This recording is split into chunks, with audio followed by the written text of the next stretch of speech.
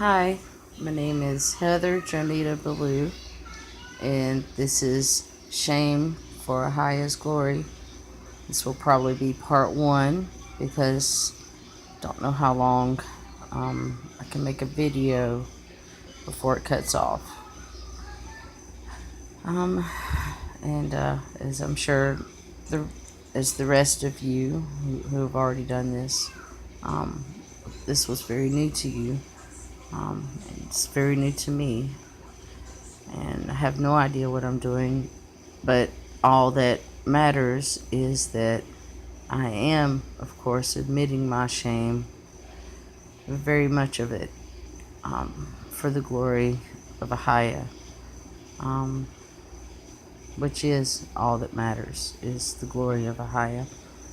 Um, I feel that I possibly, and this is in no way, shape, or form to uh, give me any more credence or importance in any way, shape, or form of anyone else, but I have more to be ashamed of than many because I knew this truth at a young age. I knew this truth at a very young age, at 8 years old. I was blessed to have a mother who began reading the Word to me when I was 4. She she was, well, she had her problems. She also had her own sense of morality that she had as a young girl that did not leave her totally. But she succumbed to the ways of this world. She succumbed to temptation also. And she was very promiscuous, incredibly promiscuous. Um, I can say she did try. She tried, had every intention of remaining a virgin until she was until she was married, and then she was violently raped by a trusted boyfriend at 16. And at that point, she just kind of gave up and just did whatever her flesh led her to do. And when I was about 4 years old, she came she began going to a church that did teach at least, some form of truth, a great deal of truth, actually. And she gave up, wearing makeup and doing anything that would bring attention to herself. She was very modest. Um, she quit wearing makeup and quit partaking in anything secular. No music, just it was all about trying to be set apart and pleasing to God, which of course, they weren't giving them the whole truth. But I don't think that was the pastor's fault or the church's fault. I just think that they didn't understand the whole truth. It was doing the best they could. Uh, but I'll try to make this short. She began reading the Word to me whenever I was 4. And as I wasn't allowed to watch TV, I wasn't really allowed to listen to music or anything. Of course, I listened to it when I was with my other family. And, I have to say, music was always my biggest enjoyment. I always dug all the old school music. But anyway, she began reading the Word to me at 4, and so at 5 years old, I decided to read it for myself. I was just like, hey, I want to do this on my own, and I began reading the Word, and and I prayed for discernment, and I read, and chapters I would reread, I would read and reread until I came to understanding, um, and and I did come to understanding. Yeah, I prayed for it. I begged for it.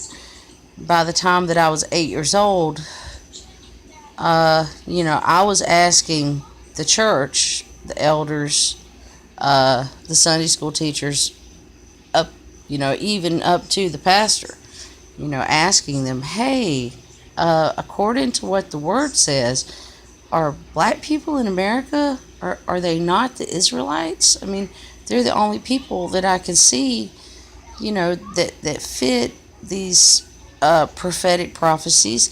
They're the only people that fit, the physical descriptions. If you don't buy into the whitewashed version of Egypt being, white somehow, I mean, come on, I joke around and say that I'm waiting on them to have an archaeological dig where they uncover, the ancient bottles of sunscreen for all the all these supposed white people that lived over there at this time. But the point is that I knew the truth. I knew the truth at a young age.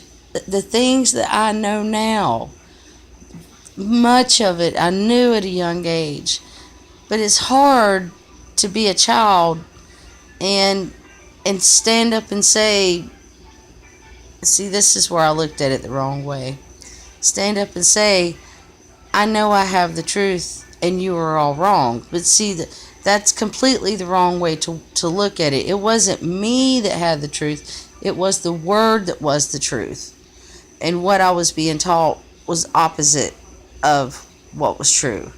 Like I said, in asking the Sunday school teachers and the pastors and all this about, hey, are black people here in America the true, lost tribes of Israel? They're the only ones that fit these prophecies, and they would tell me things. Well, they would say, well, some people believe they are, and and they would try to say, well, yeah, well, some tribes in Africa still are, but still promote the the fake Ashkenazi Jew, that they were in fact still Israel, Israel also, rather, just the ones they knew about. And the more and more that I read, the more and more that I knew that this wasn't true.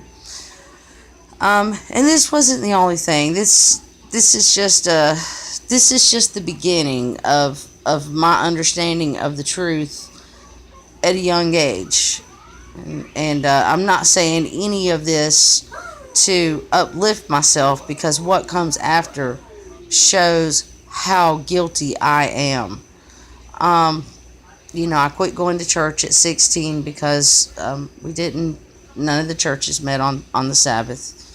I couldn't get around that. I could no longer excuse that. At the same time, though, I was starting to go my own way.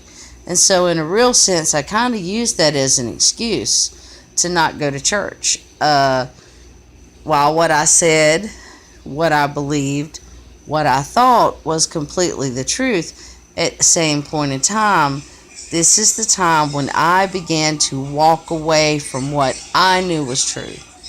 And I began to live and walk in my own way, instead of following what the Most High had shown me and given me discernment of so long ago. And this is the greatest regret of my life, because I have wasted so much time, and there's no excuse for it. I knew better. I wasted so much time. I could have done so much more.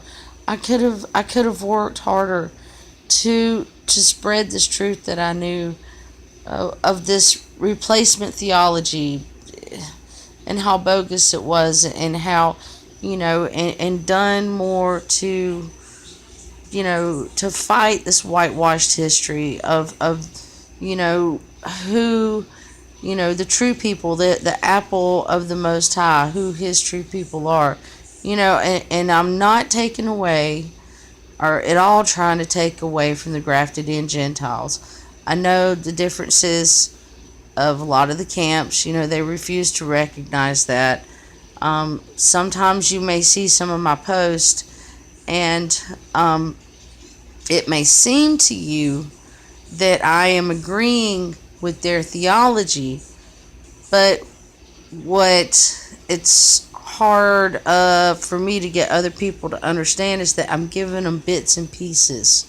I'm giving them bits and pieces of where I think that if I can get them to start digging a little bit into this and that they will come to their own understanding. And I believe that this video is about to run out. But this is by far, not the only things that I'm guilty of.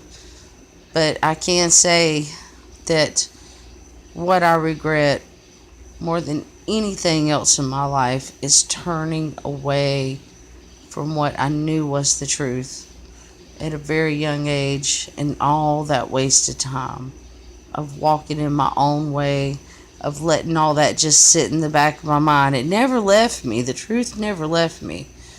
Um, it was always still there, and I always did know better. But I just put it to the side. And I did my partying. I wanted to call myself a hippie.